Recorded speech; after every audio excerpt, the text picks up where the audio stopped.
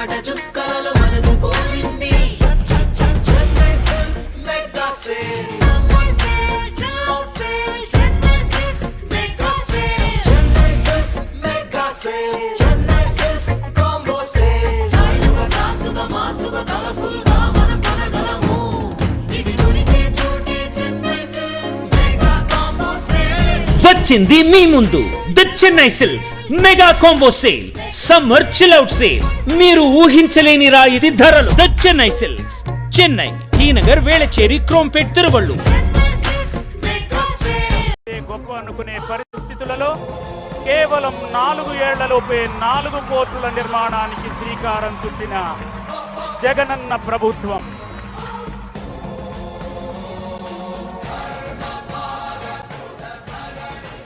ఇప్పటికే నెల్లూరు జిల్లా రామాయపట్నం, శ్రీకాకుళం జిల్లా మూలపేట పోర్టు పనుల ప్రారంభం, శరవేగంగా నిర్మాణం, కాకినాడ గేట్వే పోర్టులో శరవేగంగా సాగుతున్న పనులు మచిలీపట్నం ప్రజల దశాబ్దాల కలను నెరవేరుస్తూ నేడు మచిలీపట్నం గ్రీన్ఫీల్డ్ పోర్టుకు గౌరవ ముఖ్యమంత్రి వర్యులు శ్రీ వైఎస్ జగన్మోహన్ రెడ్డి గారి అమృత హస్తాలతో భూమి పూజ చేసిన అనంతరం ఫోటో ఎగ్జిబిషన్ తిలకిస్తున్నారు గౌరవ ముఖ్యమంత్రి వర్యులు ప్రజాప్రతినిధులతో కలిసి.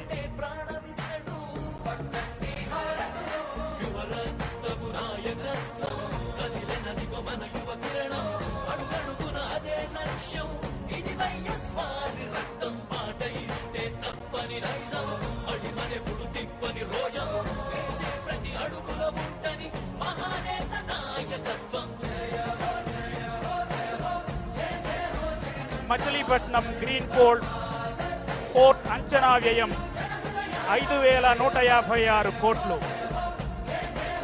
సుమారు 1,923 ఎకరాలలో 4 బెర్తుల నిర్మాణంతో బొగ్గు, సాధారణ కార్గో,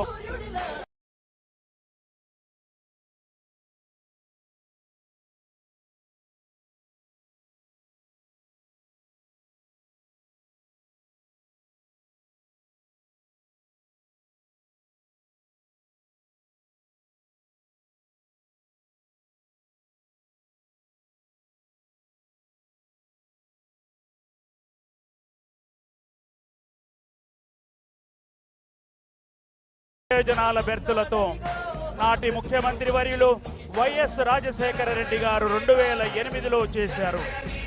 ఏడాదికి 35 మిలియన్ టన్నుల ఎగుమతి దిగుమతి లక్ష్యంతో ప్రత్యక్ష పరోక్ష ఉపాధి 25,000 మందికి, ఆస్ట్రేలియా, ఇండోనేషియా తదితర దేశాలకు బొగ్గు ముఖ్యంగా ఎగుమతి దిగుమతి లక్ష్యంగా ముందుకెళ్తుంది ఈ పోర్ట్.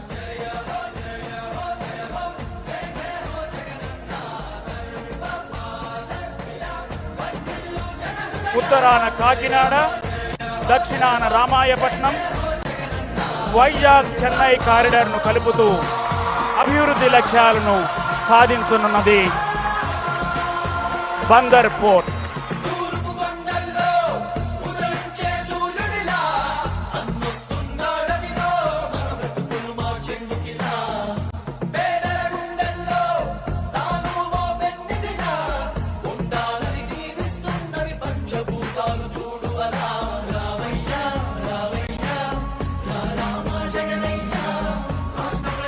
కృష్ణా జిల్లా రూపురేఖలు మార్చి సమగ్ర అభివృద్ధికి బాటలు వేసే విధంగా మచిలీపట్నంలో 5,156 కోట్ల వ్యయంతో చేపట్టిన మచిలీపట్నం పోర్టు పనులకు గౌరవ ముఖ్యమంత్రి శ్రీ వైఎస్ జగన్మోహన్ రెడ్డి గారి సువర్ణ హస్తాలతో భూమి పూజ జరిగిన సందర్భం ఇది.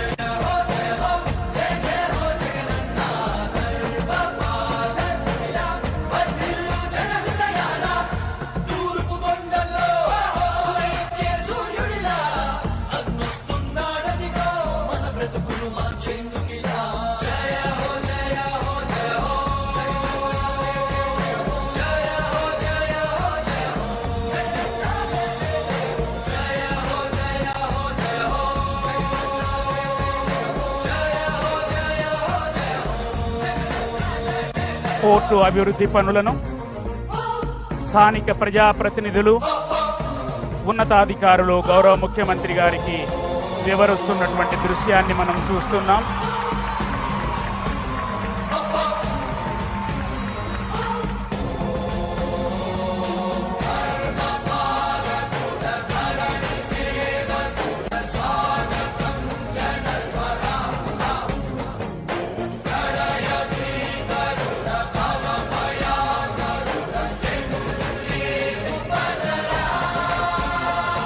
ఆంధ్రప్రదేశ్ ప్రభుత్వం ప్రతిష్టాత్మకంగా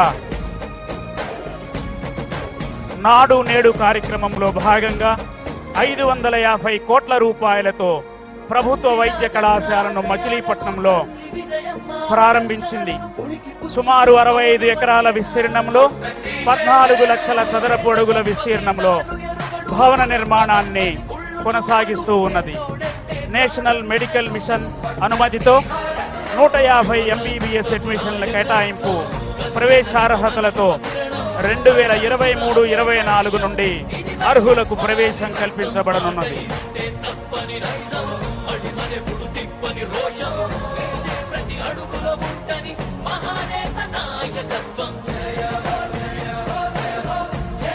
జూలై 23 నాటికి అన్ని హంగులతో హాస్పిటల్ డిపార్ట్మెంట్ అన్ని విభాగాలతో మన ప్రాంతంలో మణిహారంగా పేదలకు ఆపన్న హస్తంగా ఈ వైద్య కళాశాల రూపుదిద్దుకోనున్నది.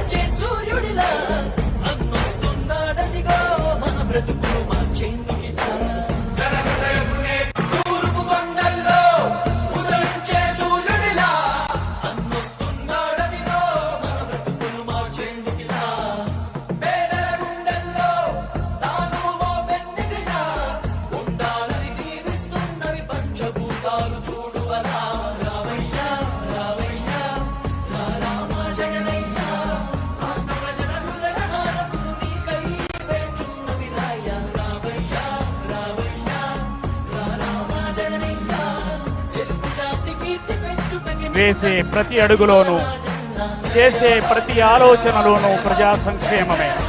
తెలుగునాట తూర్పు తలుపులు తెరచి, తెలుగు వాగిళ్లలో మార్పు గాలులు పరచి శుభదిశగా రాష్ట్రాన్ని నడిపిస్తున్న నాయకుడు. జనం కోసం శ్రమిస్తూ, సాహసంతో చరిస్తూ, ప్రజా హృదయ దిక్సూచిగా, ప్రజాస్వామ్య సామ్యవాద చక్రధారిగా నేను విన్నాను, నేను ఉన్నాను అంటూ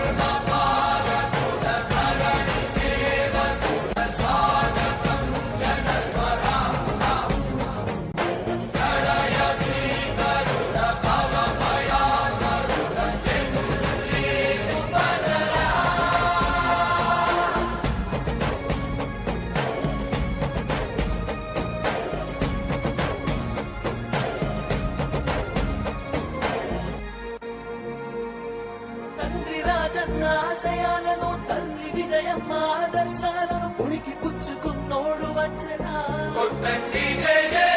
పేద గొప్ప భేదాలు ఎరుగడు, కులం మతం అని కుళ్ళు చూపడు, పేదోడంటే ప్రాణమిస్తడు.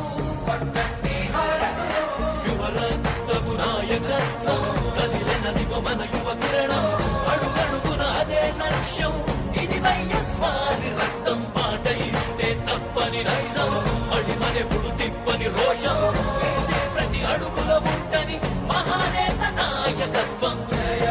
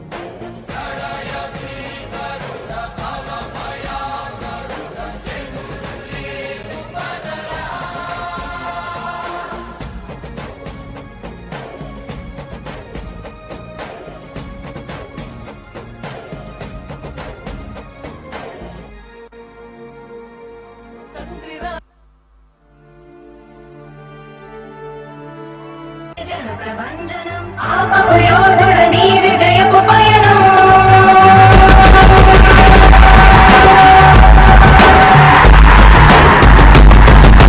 నాయకుడా నాయకుడా నవ్యాంధ్ర నవ నిర్మాణపు శ్రామికుడా శ్రామికుడా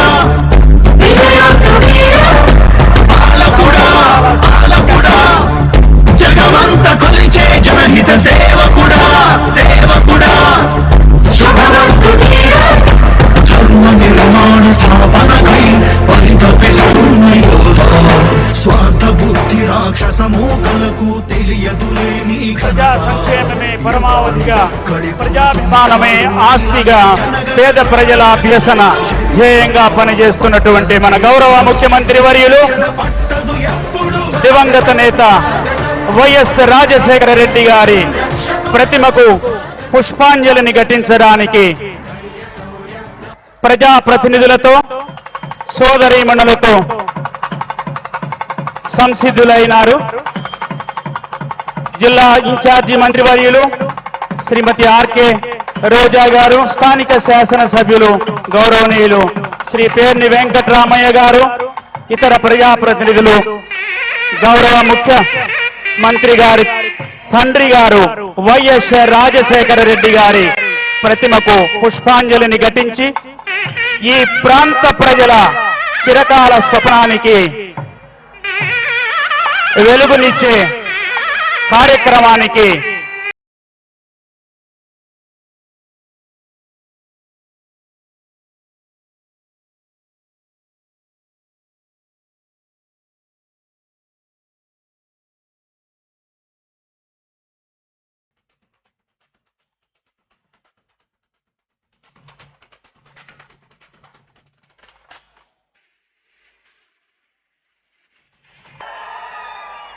వేదిక మీద ఉన్నటువంటి పెద్దలందరూ, ఈ పోర్టు పనులు ముఖ్యమంత్రి గారు ప్రారంభోత్సవం చేసి ఈ బహిరంగ సభకు విచ్చేసినటువంటి అనేక ప్రజానికానికి కూడా మొట్టమొదటిగా నా హృదయపూర్వక నమస్కారాలు.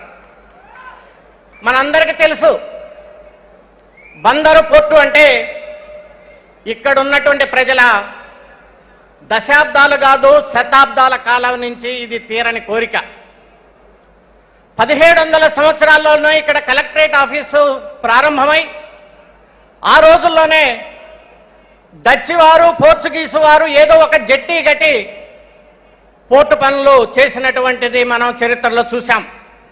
కానీ ఈరోజు నిజమైనటువంటి పోర్టు తీసుకొచ్చినటువంటి ఘనత మన ప్రియతమ ముఖ్యమంత్రి వైఎస్ జగన్మోహన్ రెడ్డి గారిది అని చెప్పేసి సందర్భంగా మీకు మనవి చేస్తా ఉన్నాను.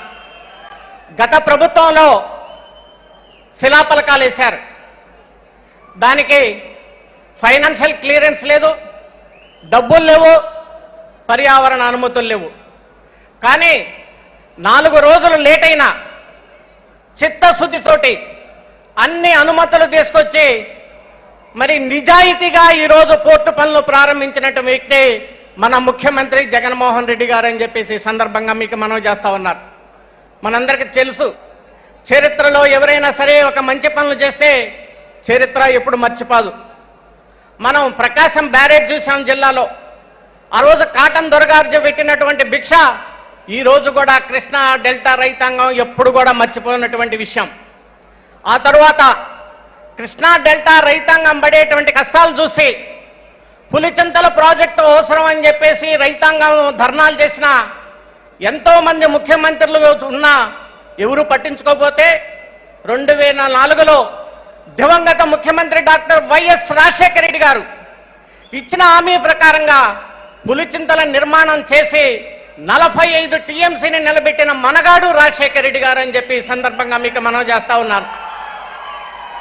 మరి అదేవిధంగా రాజశేఖర రెడ్డి గారు ఒక అడుగు ముందుకేస్తే మన ప్రియతమ ముఖ్యమంత్రి జగన్మోహన్ రెడ్డి గారు 3 అడుగులు ముందుకేసి మన రాష్ట్రంలో Machilipatnam port, Ramayanapatnam port, Bhavanapadu port 3 పోర్టులు నిర్మించి ఈ రోజు దాదాపు 1,00,000 మందికి ఇండైరెక్ట్ డైరెక్ట్ ఎంప్లాయ్మెంట్ వస్తుందంటే అది ముఖ్యమంత్రి గారు తీసుకున్నటువంటి నిర్ణయం అని చెప్పేసి కూడా ఈ సందర్భంగా మీకు మనవి చేస్తా ఉన్నాను.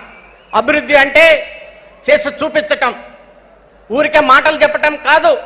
ఈరోజు ముఖ్యమంత్రి గారు 3 పోర్టుల ద్వారా ఈ రాష్ట్రంలో దాదాపు డైరెక్ట్ ఇండైరెక్ట్ దాదాపు 75,000 నుంచి 1,00,000 మందికి ఉద్యోగాలు వస్తున్నాయనే విషయాన్ని ఈ సందర్భంగా మీ అందరికి కూడా మనవి చేస్తా ఉన్నాను.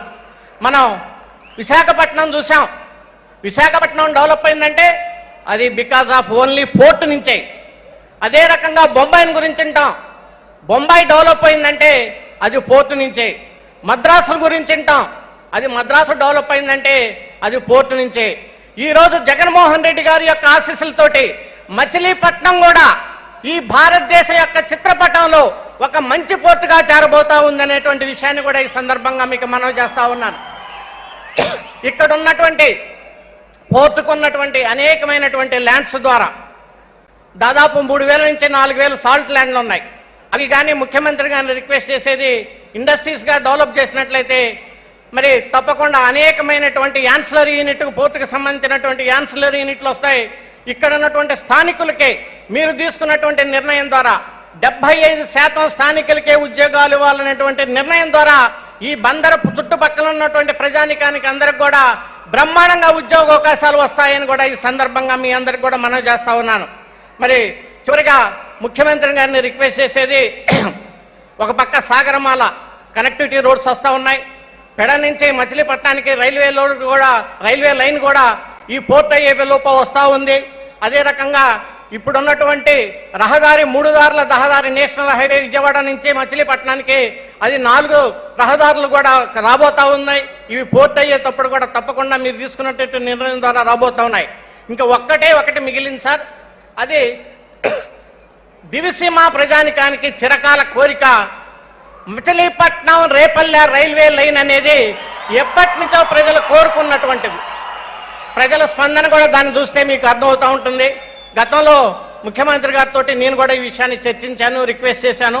పిఎం గతిశక్తి అనేటువంటి స్కీమ్ ద్వారా ప్రాజెక్టులో దీన్ని కూడా పోర్టు ప్రాజెక్టులో ఇంక్లూడ్ చేసి ఈ దివిసీమ ప్రజల యొక్క కోరికని నెరవేర్చాలంటే మచిలీపట్నం నుంచి రేపల్లెకి లైన్ వేస్తే ఇప్పుడు పోర్టుకు కూడా అది చాలా బ్రహ్మాండమైనగా ఉపయోగపడుద్ది. ఎందుకంటే మచిలీపట్నం నుంచి విజయవాడ వెళ్ళి అటు మద్రాస్ వెళ్ళాలంటే దాదాపు 55 కిలోమీటర్ల లాంగ్ అయింది.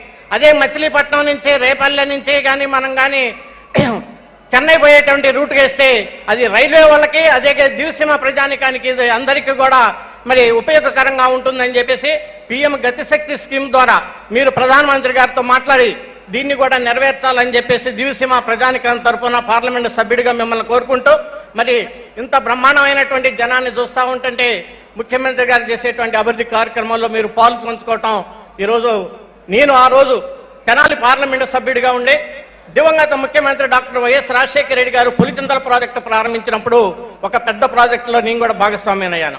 అదే రకంగా ఈరోజు బందరు పార్లమెంటు సభ్యుడిగా ఉండి మరి మన ప్రియతమ ముఖ్యమంత్రి జగన్మోహన్ రెడ్డి గారితో ఈ పోర్టు విషయంలో కూడా భాగస్వామ్యం కావటం మరి ముఖ్యమంత్రి గారు ఇచ్చినటువంటి మరి అదృష్టంగా నేను భావిస్తూ ప్రజలందరికీ మరి ఒకసారి నా హృదయపూర్వక ధన్యవాదాలు తెలుసుకుంటున్నాను. Thank you.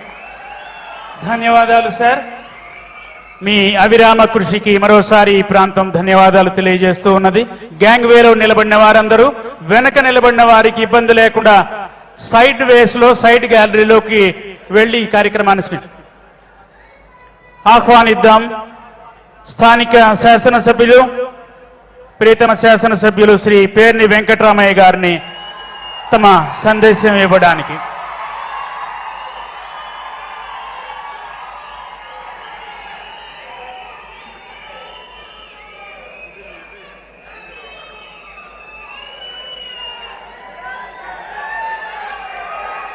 మనందరి ప్రియతమ నాయకుడు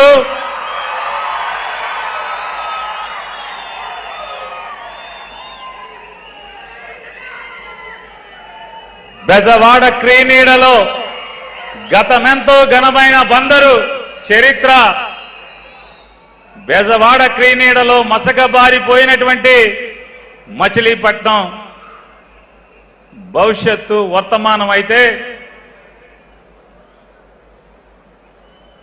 లేదు. బందరు చరిత్ర తిరగరాద్దాం. బందరుకు పాత రోజుల్లో ఉన్నటువంటి ఉజ్వల భవిష్యత్తుని తీర్చిదిద్దుదాం. ప్రతి పనికి బందరుకు ఏది కావాలంటే పూర్వ వైభవం తేవటానికి ప్రతి అడుగుకి నేను శ్రీకారం చుడతాను అని చెప్పని నాకంటే వయసులో చిన్నవాడైనా మనందరి గుండెల్లో సుస్థిరమైనటువంటి బలమైనటువంటి స్థానాన్ని సంపాదించుకున్నటువంటి మన ప్రియతమ సోదరుడు, మన బిడ్డ, మన తమ్ముడు, మన అన్న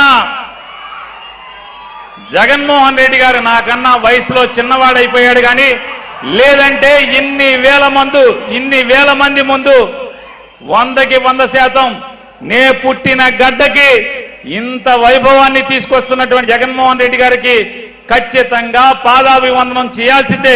కానీ నాకంటే వయసులో చిన్నవాడవటం వల్ల చేతులెత్తి మొక్కుతున్నాను ఆయనకి.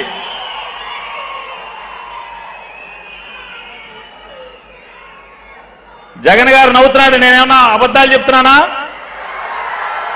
నేనేమన్నా సొల్లు కబుర్లు చెప్తున్నానా? జగన్ గారి దగ్గర ఏమన్నా మార్కులు కొట్టేటానికి మాట్లాడుతున్నానా? బందరికి మేలు చేస్తానికి వచ్చాడా రాలేదా ఆయన?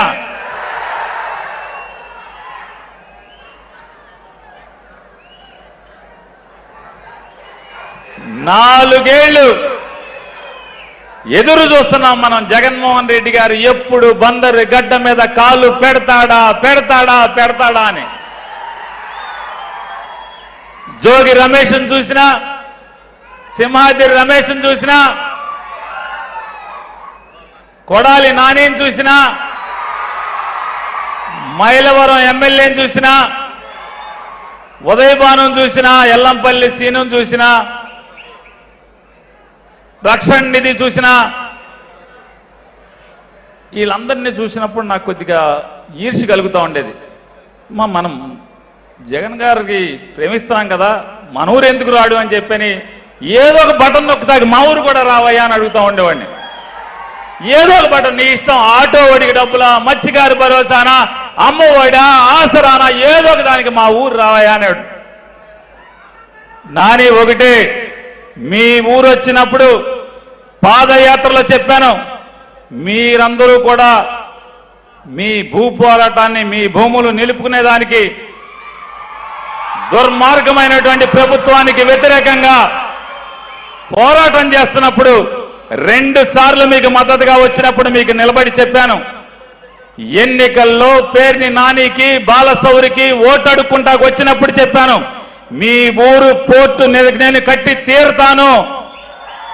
ఆ మాట నిలబెట్టుకునేప్పుడు, పోర్టు పనులు మొదలెట్టేప్పుడు మాత్రమే నీ గడ్డ మీద కాలు పెడతాను అని చెప్పాడు. ఇవాళ రాముడు, లక్ష్మణుడు, మునులు యజ్ఞం చేస్తున్నప్పుడు రాక్షసులు ఎలా అయితే యజ్ఞాన్ని భగ్నం చేయటం కోసం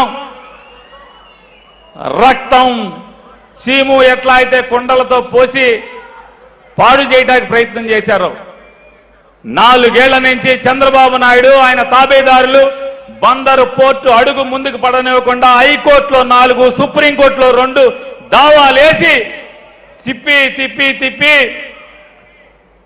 మీరు అనొచ్చు 4 ఏళ్ళు ఎందుకు పట్టింది అని. ఆ మధ్య మహేష్ బాబు సినిమా వచ్చింది. ఏం సినిమా? దాంట్లో లోడెత్తను రా, చెక్ పోస్ట్ టైం అవుతుంది అంటాడు. ఏం సినిమా అది? లోడెత్తరా, టైం అయిపోతుంది అంటాడు ఒక ఆయన. ఆయన ఉండటం వల్ల ఇన్నాళ్ళు 4 ఏళ్లు పట్టింది. చంద్రబాబుకి ఎక్కడ బలం ఉందో మనకు తెలుసు కదా. నక్క చిత్తలు చంద్రబాబుకి ఎక్కడ బలం ఉంది? ఎక్కడ బలం ఉంది? జనంలో బలం ఉందా? మీలో ఉందా? ఎక్కడుంది? ఎక్కడ? లోడెత్తరా అనేటువంటి ఆయన ఉన్నాడు కదా. 4 ఏళ్ళు ఆయన ఇంటికి వెళ్తే కానీ మనకు బందరికి కోర్టుల్లోంచి ఆ దావాలన్నీ కూడా బయటకు వచ్చిన పరిస్థితి లేదు. ఇన్నేళ్లకి మనోళ్ళ కొంతమంది మాట్లాడుతున్నారు, 5 ఏళ్ళు బాగా అనుభవించేసిన వాళ్ళు ఏమనంటే 4 ఏళ్ళు ఏం చేశారు, నిద్రపోయారని. 4 ఏళ్ళు మీరు పెట్టినటువంటి కోర్టుల్లో తెచ్చిన స్టేలన్నీ కూడా తప్పుకుని అన్ని కూడా చిక్కుముళ్ళు ఎప్పదీయటానికి మొక్కబోని ధైర్యంతో జనాన్ని దేవుణ్ణి నమ్ముకున్నటువంటి జగన్మోహన్ రెడ్డి కాబట్టి, మొండోడు కాబట్టి, మీరెన్ని తిప్పలు పడినా, ఎన్ని చిక్కుముళ్ళేసినా అన్ని విడదీసి జయించాడు. ఇవాళ తన పంతాన్ని నెగ్గించుకుని ఇవాళ బందరు వాసులకి కలైనటువంటి, మనందరి కలైనటువంటి బందరు పోర్టు నిర్మాణానికి పనులు ప్రారంభోత్సవానికి బందరు గడ్డ మీద కాలు పెట్టాడు. మీ అందరికీ చూశారా? అక్కడ పూజ చేసి, సముద్రుడికి పూజ చేసి, గంగమ్మ తల్లికి సముద్రుడికి బట్టలిచ్చి పనులు ప్రారంభోత్సవం చేయటం అనేది. ఇవాళ ఒక పేపర్ అతను రాస్తున్నాడు, ఏమండి జగన్మోహన్ రెడ్డి గారు, ఎన్నికలు ఇంకా సంవత్సరం ఉందనగా బందర్ పోర్టు గుర్తుకొచ్చిందా నీకు, ఇప్పుడు వచ్చావు శంకుస్థాపనకి అని చెప్పి మాట్లాడుతున్నాడు. ఆ పేపర్ అతనికి చెప్తున్నాను, 2014లో మీ ఫ్రెండ్ గెలిచాడు కదా, జూన్లో ప్రమాణ స్వీకారం చేశాడు కదా, బందర్ పోర్టుకి ఎప్పుడు శంకుస్థాపన చేశాడో తెలుసా? ఆంధ్రజ్యోతి రాధాకృష్ణనే మాట్లాడేది. మొన్న రాశావు కదా, మా ఊరి మీద కడుపులో మంటంతా, ఎప్పుడు చేశాడు తెలుసా? 2019 మార్చి 7వ తారీఖున, అంటే ఇంకో వారం రోజుల్లో నామినేషన్ వేస్తానంటే శంకుస్థాపన చేశాడంట. రాధాకృష్ణ మన నమ్మమంటాడు. జగన్మోహన్ రెడ్డి గారు మన పోర్టుకు పనులు ప్రారంభోత్సవం చేయడమేమో కానీ తెలుగుదేశం వాళ్ళందరూ కూడా ఇనో ప్యాకెట్లు తాగలేక చచ్చిపోతున్నారు. మొత్తం అంతా కూడా ప్యాకెట్లు అసలు మార్కెట్లో టైట్ అయిపోయినాయి. ఏంటి అంటే తెలుగుదేశం మొత్తం అందరూ కూడా కొనుక్కెళ్ళిపోతున్నారు ఇనో ప్యాకెట్లు అని చెప్పని. ఇవాళ జగన్మోహన్ రెడ్డి గారు ఎన్నికలకు వచ్చారు. వచ్చినప్పుడు ఆయన ఈ బందరు వాసులకి 4 మాటలు చెప్పారు. మీకు ఒకసారి మళ్ళీ గుర్తు చేస్తున్నాను. నేను నానిని అడిగాను, మీ ఊళ్ళో పేదోళ్ళు ఉన్నారా అని అడిగాను. అన్నారు బాగా ఉన్నారు సార్ అన్న. ఇళ్ల స్థలాలు ఏమన్నా చంద్రబాబు ఇచ్చాడా అని అడిగారు. ఈ భలే వాళ్ళు సార్ మీరు, జగన్మోహన్ రెడ్డి గారు చంద్రబాబు ఏంటి, ఇళ్ల స్థలాలు ఏంటండి, ఎక్కడ మాటలు మీరు? ఆ జన్మకి ఎప్పుడు 14 ఏళ్ళు ముఖ్యమంత్రి చేశాడు, ఏనాడన్నా ఎవరికన్నా సెంటు భూమి పట్టా ఇచ్చింది ఎక్కడ ఉందా అండి? మీరు కొత్తగా మాట్లాడతారేంటండి ఇవన్నీ? అదేమన్నా రాజశేఖర రెడ్డి, రాజశేఖర రెడ్డికి ఒక కొడుక పేదోళ్ళ కోసం పట్టించుకుంటాకి, పేదోళ్ళకి ఇళ్ల స్థలాలు ఇవ్వటాకి? అంటే ఎంతమంది ఉంటారన్నాడు. ఓ 10,000 పైచీలకు మంది చంద్రబాబు కాగితాలు పెట్టారండి మున్సిపల్ ఆఫీసులో, అర్జీలు ఉన్నాయి ఎంఆర్ఓ ఆఫీసులో అంటే ఆయన చెప్పారు ఆ రోజు. నేను దారిలో నానిని అడిగాను, ఈ ఊళ్ళో ఇల్లు లేని స్థలాలు కావలసినటువంటి పేదవాళ్ళు ఎంతమంది ఉంటారు అని. ఓ 10,000 పైచీలకు ఉంటారు అనుకుంటా అండి. అప్లికేషన్లు పెట్టారు పాత గవర్నమెంట్లో, చంద్రబాబు గవర్నమెంట్లో అని చెప్పాడు. నేను ఈరోజే మీకు మాటిస్తున్నాను, మీ అందరి చల్లని దీవెనలతో, దేవుడి దయతో మనందరి ప్రభుత్వం రాగానే 10,000 కాదు, 15,000 కాదు, ఎంతమంది ఉంటే అంతమందికి పొలాలు కొని స్థలాలు పంచిపెడతాను అని చెప్పి జగన్మోహన్ రెడ్డి గారు ఆ రోజు చెప్పారు. సార్ జగన్మోహన్ రెడ్డి గారు, మీరు ఎన్ని బందరు నియోజకవర్గంలో ఎన్ని ఎకరాలు మీరు కొన్నారో తెలుసా సార్ మీకు?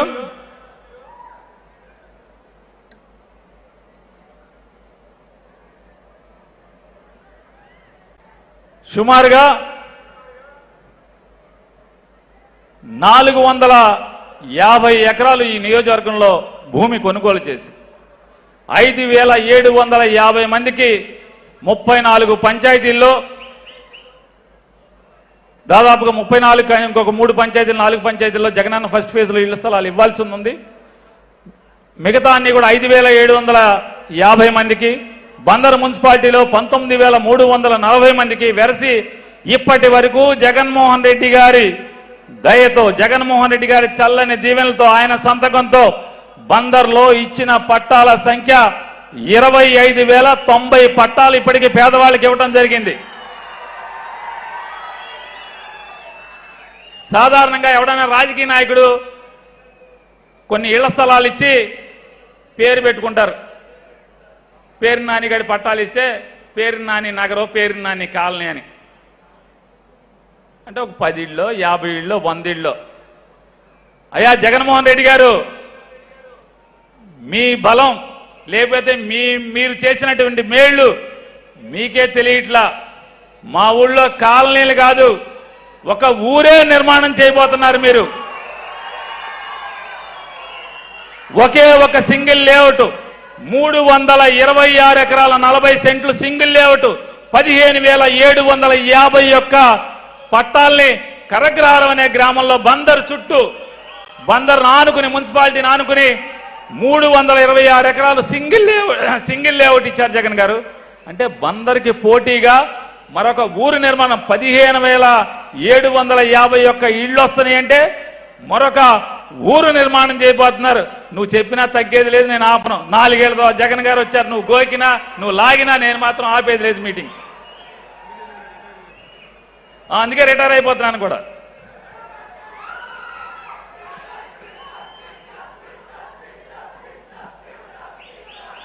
సార్, ఈ 15,751 మందికి కాకుండా 25,090 మందికి ఇచ్చిన పట్టాల డబ్బులు ఎంతో తెలుసా సార్?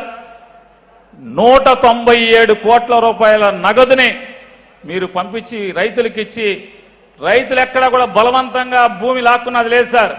చిరునవ్వుతో డాక్యుమెంట్స్ని ఎంఆర్ఓకి, ఆర్డీఓకి, జాయింట్ కలెక్టర్కి ఇచ్చి, ఇదిగోండి జగన్ గారు కాలనీలు కడుతున్నాడంట, మేము పొలాలు ఇస్తాం తీసుకోండి అని చెప్పి నవ్వుతా ఇల్లేంత రేటు మీరు ఇచ్చి చెప్పారు కలెక్టర్కి. అంత లాభదాయకమైన రేటుకి అంటే జగన్ గారు ఒకటే చెప్తారు, మనిషికి భూమికి విడదీయరాని బంధం ఉంటుంది. మనిషికి భూమికి విడదీయరాని బంధం ఉంటుంది. చాలా మంది పేదోళ్ళకి వాళ్ళు బతికేటువంటి నేల నీది కాదు అని అనేవాడే తప్పితే, అరే నువ్వు చచ్చేంత వరకు ఇదిగోరా బాబు నీ భూమిని, నీ ఇల్లు నీకు ఇస్తున్నా, సొంత ఇల్లు అని చెప్పని ఇచ్చిన ఇంత గొప్ప నాయకుడు దేశంలో ఎవడున్నాడు? 31 లక్షల పైచిలుకు మందికి పేదవాళ్ళకి ఇళ్ల స్థలాలు ఇచ్చినాడు ఎవడున్నాడు?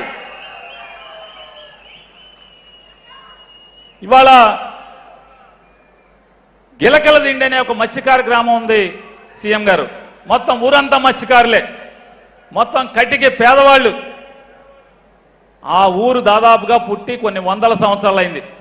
ఇంతవరకు ఒక రాజకీయ నాయకుడు ముఖ్యమంత్రి ఆ ఊళ్ళో నిరుపేదలకి పట్టా ఇచ్చినటువంటి ముఖ్యమంత్రి ఇంతవరకు ఎవరు లేడు, మీ నాన్నగారితో సహా ఎవరూ లేడు. ఇవాళ జగన్మోహన్ రెడ్డి గారు 1050 మందికి ఆ గడ్డ మీద పట్టాలు ఇచ్చారు. గిలకల దీంట్లో ఆ ఊరు నానుకునే వాళ్ళందరూ కూడా సముద్రంలోకి వేటాడుకు బతికే వాళ్ళందరూ కూడా వాళ్ళ జీవనభృతి పోకుండా ఉండటం కోసం 1000 మందికి చరిత్రలో మొదటిసారి, ఆ ఊరు చరిత్రలో మొదటిసారి పట్టా ఇచ్చిన మొగోడు ఎవడన్నా అంటే జగన్మోహన్ రెడ్డి గారు. ఇది ఇళ్ల స్థలాల చరిత్ర ఆయన చెప్పాడు ఆ రోజు. కానీ చెప్పని మాట ఒకటి ఉంది. ఆ రోజు మనకేం చెప్పలేదు ఆయన, కానీ అడగంగానే మెడికల్ కాలేజీ ఇచ్చాడు. ఏం చేయాలి ఇతనికి? మనందరం ఏం చేయాలి? బందరోళ్ళం చచ్చేంత వరకు గుండెల్లో ఆయనకి స్థానం ఇవ్వాలా అక్కర్లేదా? ఇవ్వాలా అక్కర్లేదా? కలగన్నారా ఎవడన్నా? ఎమ్మెల్యేలు ఇంతవరకు చాలా మంది గెలిచారు, నాతో సహా ఓడారు, పైకి పోయారు. ఎవరన్నా మెడికల్ కాలేజీ బందర్లో వస్తుందని ఎవడన్నా మనం ఊహించామా? అరే జగన్మోహన్ రెడ్డి గారిని ఇట్ట అడగటం ఏంటి, అట్ట ఇచ్చేయటం ఏంటి, 2011లో మంజూరు చేయటం ఏంటి, 2021లో మంజూరు చేయటం ఏంటి, 2022లో శంకుస్థాపన చేయటం ఏంటి, 23లో మెడికల్ కాలేజీకి స్టూడెంట్లు వచ్చేయటం ఏంటి? ఇదంతా నాకే కలగా ఉంది. నేను ఎమ్మెల్యేగా ఉన్న ఆయనతో పాటు నాకే కలగా ఉంది. అది మెడికల్ కాలేజ్ ఎప్పుడు ఇచ్చాడు, ఎప్పుడు కట్టాడు? అప్పుడే నా పదవీ కాలం ఉండంగానే అక్కడ మెడికల్ కాలేజీ స్టూడెంట్స్ రావటం. మీ కాళ్ళకు నమస్కారం అయ్యా జగన్మోహన్ రెడ్డి గారు. ఇక అంతకు మించి మేమేం చేయలేం అసలు. ఆ మెడికల్ కాలేజీ కూడా ఏమి ఊరికే రాలా. సుమారుగా 550 కోట్ల రూపాయలతో 550 కోట్ల రూపాయలతో మెడికల్ కాలేజీ మంజూరు చేసి శాంక్షన్ చేయటమే కాకుండా సుమారుగా 64 ఎకరాల్లో ఆ కాలేజీని తీర్చిదిద్దుతున్నటువంటి పరిస్థితి. అలాగే ఎన్నికల్లో కూడా మరొక మాట, గోల్డ్ కవరింగ్ సంఘం వాళ్ళందరూ కలిసి పాదయాత్రలో ఆయన బస్సులో విశ్రాంతి తీసుకుంటుంటే గోల్డ్ కవరింగ్ పరిశ్రమలో ఉన్న వాళ్ళందరూ కూడా, గోల్డ్ ప్రిన్స్ నరసింహారావు గారు, పేర్లు చెప్తున్నాను నేను ఎవరెవరు వచ్చారు, సాధు గాంధీ గారు, ఇట్లా అనేక మంది, సిలార్ దాదా గారు, దాదా గోల్డ్, దాదా బ్యాంగిల్స్, అలాగే నోకల్ సురేష్, మళ్ళా ఉమా గారు, ఇట్లాంటి చాలామంది పెద్దల బందరులో ఉన్నటువంటి పెద్ద పెద్ద కంపెనీల వాళ్ళందరూ కూడా వచ్చారు. వచ్చి జగన్మోహన్ రెడ్డికి అడిగండి, సార్ గోల్డ్ కవరింగ్ పరిశ్రమ సార్, అవును మీ ఊరు బాగా రోల్డ్ గోల్డ్కి ఫేమస్ కదా అంటే, సార్ ఇక్కడ జీవన భృతి ఇది అంటే వాళ్ళ నోటితో వాళ్ళు చెప్పారు, సుమారుగా 40 నుంచి 50 వేల మంది ఇళ్ల దగ్గర పనిచేసుకు బతుకుతారు సార్ రోల్డ్ గోల్డ్ మీద అని చెప్పారు. ఏం కావాలి మీకు అన్నారు.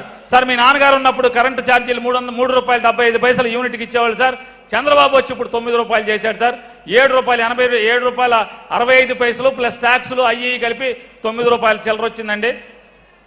నీకు దయ ఉంటే నువ్వు గెలుస్తావు తప్పకుండా, పాదయాత్ర అయిన తర్వాత మాకు అది 3.75కి చేయమని చెప్పారు.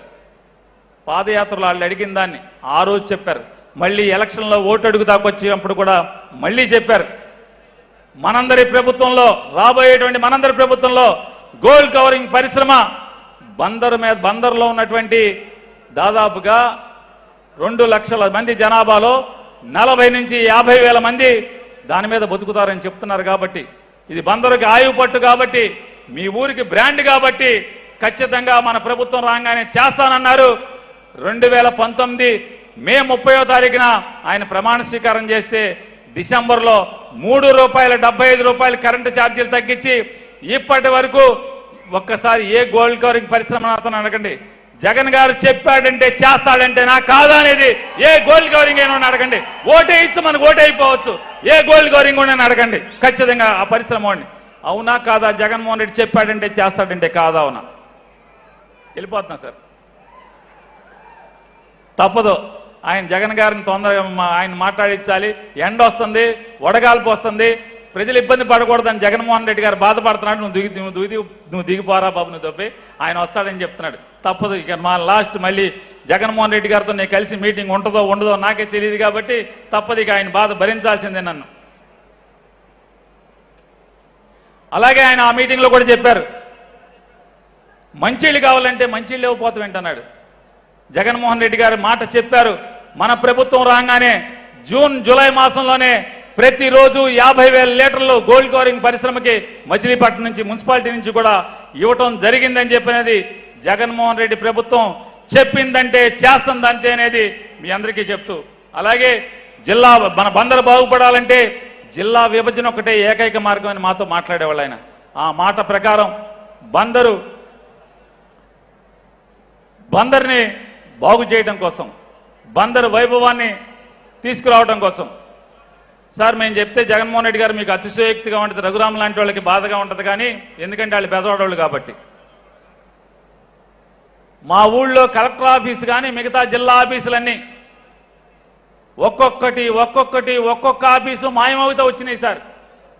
ఏంటయ్యా నువ్వు మరీ చోద్యం చెబుతావు, ఆఫీసులు మాయమవుతాం అంటే అవును సార్ మా దగ్గర మాయమైపోయి బెజవాడలో తెరుచుకున్నాయి సార్ మొత్తం అన్ని.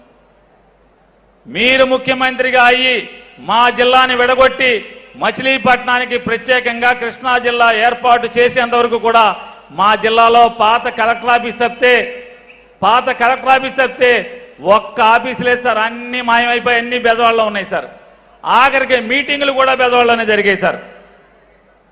సోమవారం మాత్రం కలెక్టర్ గారు వచ్చి మొక్కుబడిగా 1 గంట 2 గంటలు కూర్చుని వెళ్ళేవాడు. మిగతా రోజులన్నీ కూడా కలెక్టర్ ఆఫీస్ అంతా గబ్బిలాలు తిరుగుతూ ఉండేవి సార్. ఆ స్థితి నుంచి ఇవాళ జిల్లాలోని ప్రతి ఆఫీసరు కూడా మొత్తం అంతా కూడా పొద్దున్న నుంచి సాయంత్రం దాకా మీ పుణ్యమాని బందర్లో ఉంటున్నారు. Collector office కలకల్లాడుతుంది. గబ్బిలాలు తిరిగిన ఆఫీసులో ఇవాళ అన్ని కూడా పచ్చగా జనం తిరుగుతూ నిండుగా కనపడుతుంది సార్ మీ పుణ్యం వల్ల.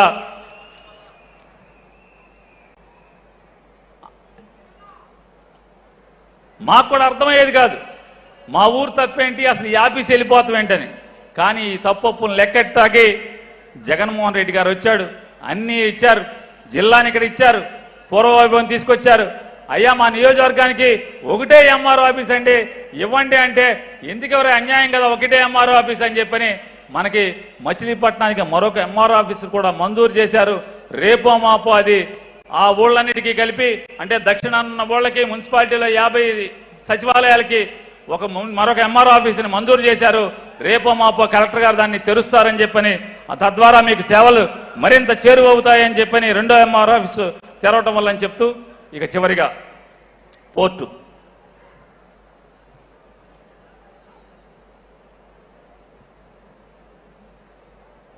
సార్ రాజశేఖర రెడ్డి గారి దగ్గరికి 2004లో నేను ఎమ్మెల్యే అవ్వగానే నవంబర్ మాసంలో ఆయన దగ్గరికి వెళ్ళాను సార్. వెళ్తే ఆయన ఏంటి వచ్చావు అన్నాడు. సార్ మా ఊళ్ళో యాంకరేజ్ పోర్ట్ ఉండే సార్, పూర్వం 70లో 60లో షిప్పు లంగరు సముద్రం మధ్యలో లంగరేస్తే అక్కడి నుంచి పడవల్లో సరుకు తెచ్చేవాళ్ళు, ఇక్కడి నుంచి సరుకులు తీసుకెళ్లి షిప్పులో వేసేవాళ్ళు సార్. దాన్ని మళ్ళీ కాకినాడలో ఉన్నట్టుగా మాకు కూడా రెస్టోర్ చేయండి సార్ అన్నారు. పిచ్చోడాని ఇంకా ఏ రోజుల్లో ఉన్నావు, యాంకరేజ్ పోర్ట్ బతకదు, డీప్ వాటర్ పోర్ట్ అని చెప్పారు.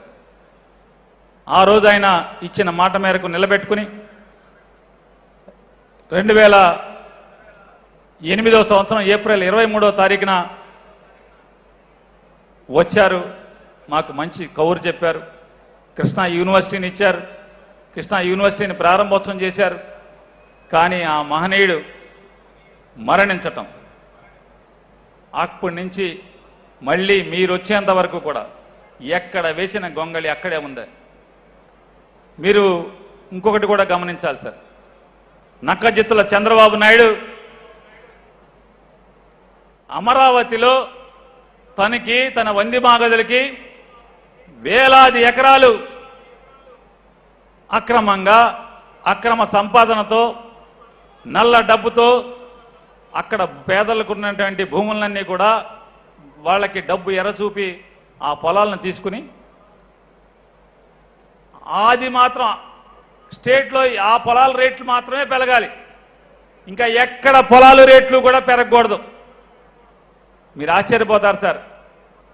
బందర్లో పోర్టు అనుకుంటున్నాం, ఇక్కడ భూముల రేట్లు కానీ ఈ పరిసరాల్లో ఎక్కడా కూడా పెరగకూడదు. ఎంత దుర్మార్గమైనటువంటి ఆలోచన. 33,000 ఎకరాలు, 22 గ్రామాలు, శ్మశానాలు, పంట కాలువలు, రోడ్లతో సహా బలవంత భూసేకరణ చట్టం కింద మమ్మల్ని అందరినీ కూడా బిగించి తద్వారా అమరావతిలో తను నారాయణ ఆస్తులు మాత్రం ఆకాశానికి ఎలగాలి, జిల్లాలో ఉన్నటువంటి మిగతా ప్రాంతం అక్కడ అంతా కూడా కబంధ హస్తాల్లో ఇరుక్కుపోయి ఎక్కడ వేసిన గొంగళలాగా అక్కడే ఉండాలనేటువంటి దుర్మార్గమైనటువంటి ఆలోచనలు చేసిన పరిస్థితి మీకు చెప్పుకున్నాం సార్. ఇక అలాగే మీరు బందరు పోర్టు నిర్మాణానికి పనులు ప్రారంభోత్సవం చేసి మా అందరి కలగా ఉన్నటువంటి బందరు పోర్టు నిర్మాణం నిజమని నిరూపించినందుకు మనస్ఫూర్తిగా మరొక్కసారి మేము ఏం చేసినా ఎప్పటికీ మీ రుణం తీర్చుకోలేనిదిగా బహిరంగంగా మీకు తెలియజేసుకుంటూ, కాకపోతే నేను కూడా సాధారణమైనటువంటి మనిషినే. మీరు ఎన్ని చేసినా ఎన్ని కోరికలు తీర్చినా ఇంకా ఏయో కోరికలు వస్తాయి. ఆ కోరికలు పెద్ద ఏమీ కాదు, మీరు కంగారు పడద్దు. మెడికల్ కాలేజీ మీరు ఇచ్చారు, ఇవాళ రేపో మాపో ఓపెన్ చేయబోతున్నారు, దాంట్లో పిల్లల్ని చేర్చబోతున్నారు. కానీ పాత హాస్పిటల్ 550 పడకలు ఉన్నటువంటి ప్రస్తుత పాత ప్రభుత్వ ఆసుపత్రి మెడికల్ కాలేజీలోకి షిఫ్ట్ అవడానికి మరొక 2 ఏళ్ళు 2.5 ఏళ్ళు పట్టే అవకాశం ఉంది. కాబట్టి ఆ మెడికల్ కాలేజీకి ఆనుకుని రైలు పట్టాలు ఉన్నాయి సార్, రైల్వే గేట్ ఉంది. ఎవడన్నా నాకు కూడా వయసు పెరిగిపోతుంది, రేపు ఏదైనా గబాలన 108కి ఫోన్ కట్టి హాస్పిటల్కి వెళ్ళాలంటే దారిలో గేట్ వేసి ఉంటే ఈ గేట్ దాటే పరిస్థితి ఉంటుందా, మెడికల్ కాలేజ్ హాస్పిటల్కి వెళ్ళే పరిస్థితి ఉంటుందా లేదా అర్థం కాని పరిస్థితి ఉంటుంది. కాబట్టి దయచేసి మీరు ఆసుపత్రి ఇచ్చిన వాళ్ళే ఆ ఆర్ఓబిని కూడా మంజూరు చేయమని శాంక్షన్ చేసి దాని పనులు ప్రారంభోత్సవం చేస్తే హాస్పిటల్కి ఎటువంటి ఆటంకం లేకుండా ఎవరికి ఇబ్బంది వచ్చినా ఖచ్చితంగా మీరు ఇచ్చినటువంటి 108లో హాస్పిటల్కి వెళ్ళి బతికి తిరిగి వచ్చేదాకా అవకాశం ఉంటుంది కాబట్టి 100కి 100% ఆ రైల్వే వంతెన నిర్మాణం చేయమని కరకరారం వైపున మీకు వేడుకుంటూ, అలాగే మా ఊళ్ళో ఒక అంబేద్కర్ భవన్ ఉంది సార్, దాన్ని ఒక 5 కోట్లతో పునర్నిర్మాణం చేయటమా లేదా బాగు చేసి దాన్ని ఏసీ హాల్ చేయటమా ఏదో ఒకటి చేయమని చెప్పని కూడా మిమ్మల్ని కోరి ప్రార్థిస్తున్నాం సార్. అట్లాగే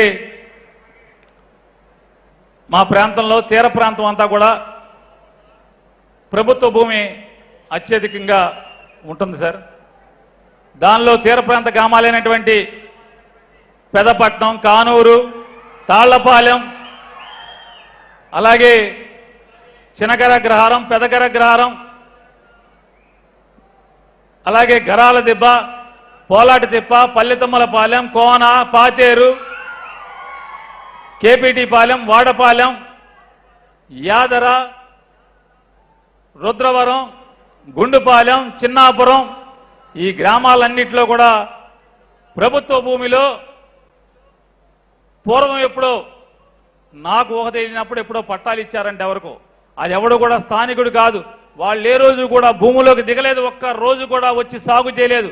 పట్టా ఎవడిచ్చాడో ఆడు ఎక్కడ తీసుకుపోయాడో తెలియదు.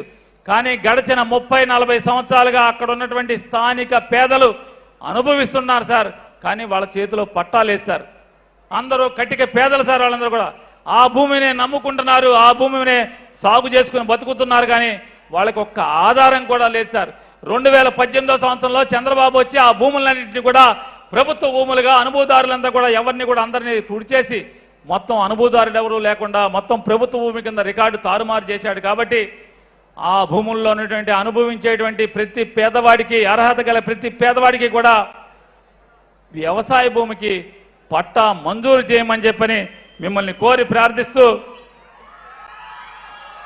నాకు ఈ అవకాశం కల్పించినటువంటి జగన్మోహన్ రెడ్డి గారు మాట్లాడాల్సినటువంటి అవసరం ఉన్నప్పటికీ కూడా బాగా స్వార్థ బుద్ధితో మా ఊరికి ఇచ్చిన ఇంకా చాలేదని చెప్పని మరిన్ని కోరికలు కోరటానికి ఇంతసేపు మీ ముందు మాట్లాడినందుకు నన్ను మన్నించమని, అలాగే మరొక్కసారి మేం బందరోళ్ళం పెద్దగా డబ్బున్నోళ్ళం కాదు సార్, పేద మధ్యతరగతి వర్గాలలో.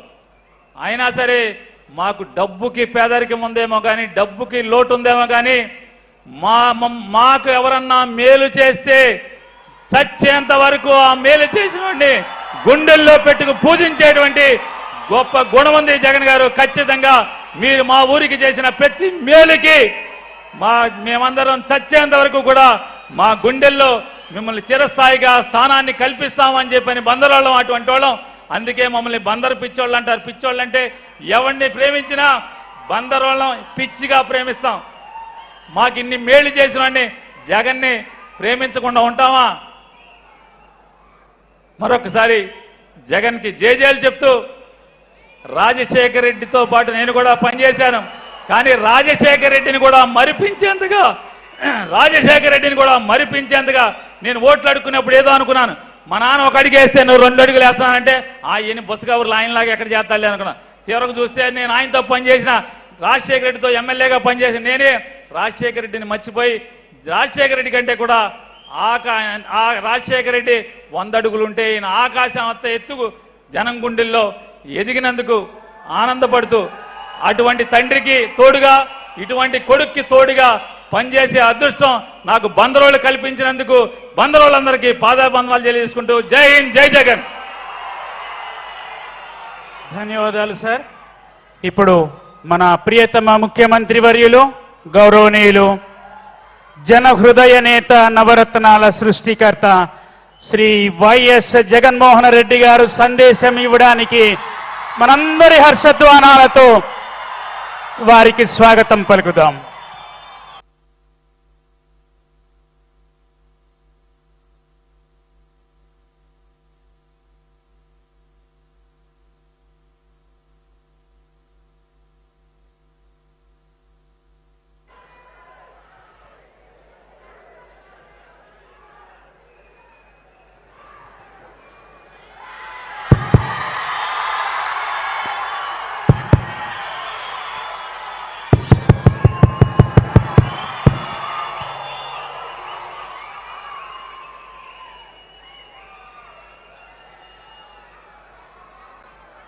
ఈరోజు మీ అందరి చిరునవ్వుల మధ్య, మీ అందరి చిక్కటి ఆప్యాయతల మధ్య మీ బిడ్డ, మీ అన్న, మీ తమ్ముడికి తోడుగా నిలబడుతూ ఆత్మీయతలను పంచిపెడతా ఉన్న ప్రతి అక్కకు, ప్రతి చెల్లెమ్మకు, ప్రతి అవ్వకు, ప్రతి తాతకు, ప్రతి సోదరుడికి, ప్రతి స్నేహితుడికి ముందుగా రెండు చేతులు జోడించి పేరు పేరున హృదయపూర్వకంగా కృతజ్ఞతలు తెలుపుకుంటా ఉన్నాను.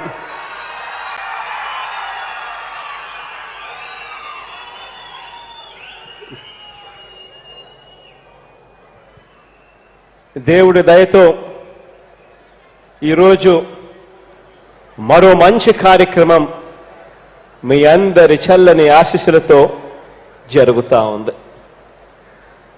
బందరు పోర్ట్ అన్నది ఒక చిరకాల స్వప్నం. మనందరికీ కూడా కనిపిస్తూ ఉంది. ఒకవైపున ఇక్కడే సముద్రం కనిపిస్తుంది, మరోవైపున మహానగరం. అయినా కూడా బందరుతో సముద్ర వర్తకానికి వందల సంవత్సరాల చరిత్ర ఉన్నా కూడా ఇక్కడ ఒక పోర్టు నిర్మాణం జరగాలి.